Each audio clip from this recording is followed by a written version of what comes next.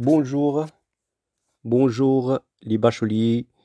Aujourd'hui, on va faire la continuité de la correction de concours d'accès à la faculté de médecine et pharmacie. Aujourd'hui, on s'intéresse de faire la correction de l'épreuve de physique 2018-2019 de FES. Donc la question 23, ça coûte 2 points. La résistance équivalente de dipôle AB est, donc d'après le schéma, on a 5 résistances des valeurs différentes, 3R, 6R. Les choix proposés, c'est A, 3R, B, 5R, C, 7R, D, 11R, E, C, 27R. Donc, d'après les propositions, il est difficile à choisir la bonne réponse. À la suite, on va faire les détails pour confirmer par une méthode très simple, mais faites attention aux détails de cette méthode. Bienvenue. Je répète, pour la question 23, 2 points, la résistance équivalente de dipôle ABI. Donc, on a une résistance de 3R, 6R, 6R, 6R, 6R. Donc, j'ajoute les points A, C, D, E, F, B. Donc, les 4 points, ce sont des nœuds. Donc, les 5 propositions, A, R équivalent est égal à 3R, B, 5R, C, 7R, D, 11R, 27R. C'est la dernière choix. Première étape de cet exercice, d'abord, on peut remplacer le schéma linéaire par un schéma qui contient des mailles. Donc, je commence par A. Entre A et C, une seule résistance 3R. Donc, on trouve une boucle. Donc, une boucle CA, CC, DE. Donc, entre C et D, une résistance 6R. Entre CE, aucune résistance. Entre DE, une seule résistance 6R. Entre EF, résistance de 6R. Mais entre DF, aucune résistance. Et la dernière, entre FB, une résistance de 6R.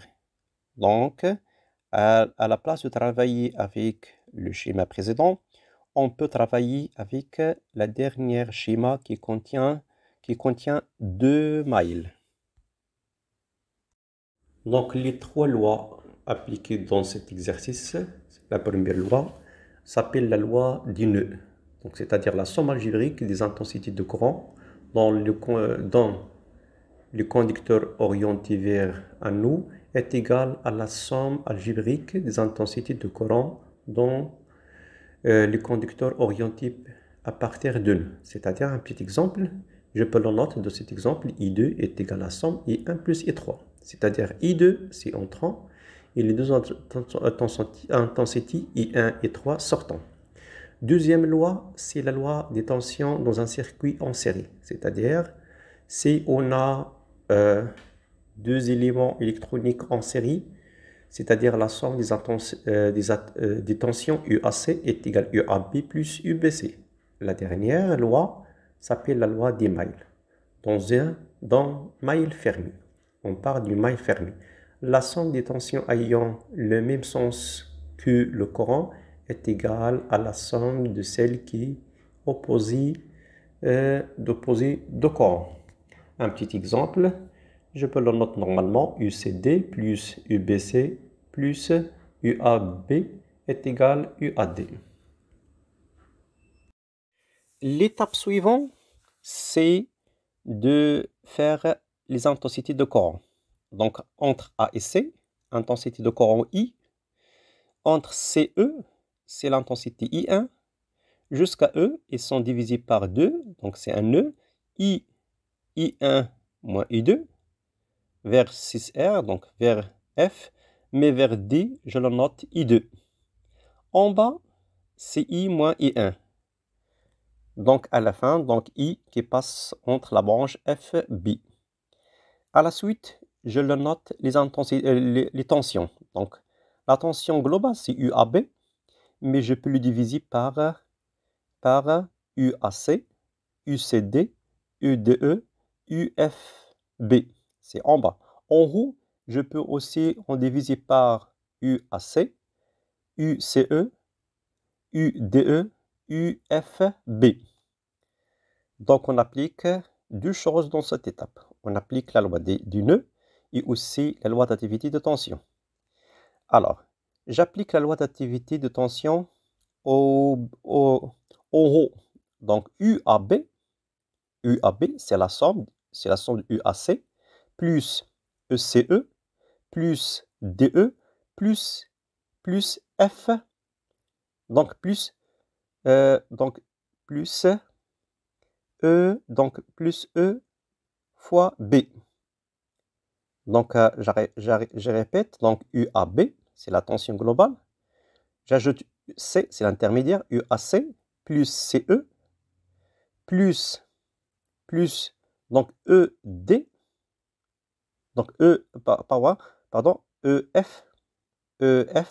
plus FB. La deuxième tension, UAB, c'est UAC, plus CD, plus DF, plus FB. Donc, c'est les deux tensions, c'est en vert, c'est en haut, en rouge, c'est en bas. Deuxième relation, j'applique la loi d'Émail. Donc, en supposant le sens de cette maille, c'est le sens de courant I1. Donc, je trouve que UCE plus UDE, moins EDC. Alors, finalement, juste après, je le remplace. Donc, UAB, au départ, entre A et C, c'est 3R fois I. Essayez de faire attention, donc 3R fois I. Plus 6R fois I1 moins I2. Car normalement, la tension entre CE est égale à 0. Donc, en résistance. Plus 6 fois R fois I. Donc, on trouve une expression 1. Je la note 1. Deuxième expression en rouge, donc UAB, c'est la même chose. La tension entre AC, c'est 3R fois I. La tension entre CD, c'est 6R entre parenthèses grand I moins I1. DF, c'est 0, aucune résistance, plus 6 fois R fois I. En bas, l'application de la loi d'Émail, donc CE, c'est 0, aucune résistance. La deuxième, c'est FD, donc ED, c'est moins 6R fois I2, moins 6R, I moins I1 est égal à 0. Donc finalement, cette étape, c'est très important. C'est le plus difficile à comprendre normalement. Donc ici, d'avoir un petit rappel sur la loi d'activité et la loi d'Émail, plus la loi du nœud. Donc jusqu'à maintenant, on a trouvé 3 équations. Ces 3 équations, on va les travailler à la suite. Alors, je continue. Donc, d'après le précédent, on a trouvé 3 équations différentes. 1, 2 et 3. Donc, UAB est égal à 3R fois I plus 6R entre parenthèses I1 moins I2 plus 6R fois I. Je fais la distribution. Je trouve que 3R fois I plus 6R fois I1 moins 6R fois I2 plus 6R fois I. La deuxième, UAB est égal à 3R plus 6R entre parenthèses I moins I1 parenthèse plus 6R fois I. Je fais la distribution. Je trouve que 3R fois I plus 6R fois I moins 6R fois I1 plus 6R fois I. La même chose pour l'équation 3. 6R fois I2 moins 6R entre parenthèses I moins I1 est égal à 0. La distribution, je trouve que 6R I2 moins 6R fois I plus 6R fois I1 est égal à 0. Je commence par la dernière. Donc, je commence par la dernière pour trouver la relation entre I1 et I2, I. Donc, l'expression 3, ou l'équation 3, 6R fois I2 moins 6R fois I plus 6R fois I1 est égal à 0. Je peux simplifier parfois 6 fois R. Je trouve que I2 moins I plus I1 est égal à 0. Finalement, I1 plus I2 est égal à I et je note l'équation 4. Pour les deux équations 1 et 2, donc UR est égal à 3R fois I plus 6R fois I1 moins 6R fois I2 plus 6R fois I. Et deuxième expression, UAB est égal à 3R fois I plus 6R fois I moins 6R fois I1 plus 6R fois I. Donc on constate que UAB est égal à UAB. Donc l'équation 1 et l'équation 2, elles sont égaux. Donc je peux remplacer UAB à droite, UAB à gauche par l'expression 1 et 2. Je trouve que 3R fois I plus 6R fois I1 moins 6R fois I2 plus 6R fois I égale 3R fois I plus 6R fois I moins 6R fois I1 plus 6R fois I. L'étape suivante, je rapproche mes intensités. Donc je trouve que 3R fois I plus 6R fois I moins 3R fois I moins 3R fois I moins 6R fois I. Et je la rapproche aussi, même intensité I1. Je trouve plus 6R fois I1 plus 6R fois I1. Et je rapproche une seule intensité de I2. Donc moins 6R fois I2 est égal à 0. Je fais le calcul. Donc 3 plus 6 est égal à 9R fois I. Moins 3 moins 6 est égal à moins 15 fois R fois I. Et 6R plus 6R donc est égal à 12R fois I1 moins 6R fois I2. Donc je fais la somme. Donc je trouve moins 6R fois I plus 2R fois I1 moins 6R fois I2 est égal à 0. Et je peux simplifier par 6R. À droite et à gauche, je trouve une cinquième équation. C'est 2I. I1 moins I2 est égal à I. Alors, finalement, on a trouvé la relation entre I1, I2, I. Donc, quatrième équation, c'est I1 plus I2 est égal à I. Cinquième équation, 2I1 moins I2 est égal à I.